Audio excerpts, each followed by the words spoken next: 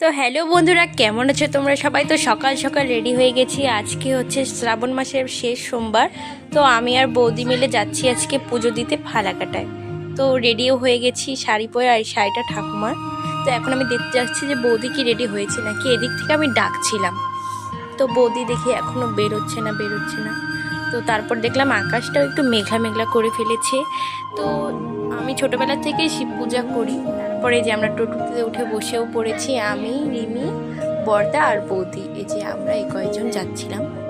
তো আজকে আমরা যাচ্ছি ফালাকাটায় পুজো দিতে। তো আস্তে আস্তে এই যে আমাদের বাজারে পৌঁছেও গেলাম। আর এই যে আমাদের বাজারও দেখতে পারবে সকাল সকাল আমাদের মায়ের মন্দির, মানে কালী মায়ের মন্দির। তো সেখানে আমরা একটু প্রণাম করে নিলাম টোটো থেকে। তো তারপরে আস্তে আস্তে আমরা যাচ্ছিলাম। তো এই যে আমাদের বাজার, যারা যারা আমার ব্লগ দেখো তারা তো আমাদের বাজারটা আগেই দেখেছো। তো এই যে আমাদের পাকা বুড়িও কিন্তু আজকে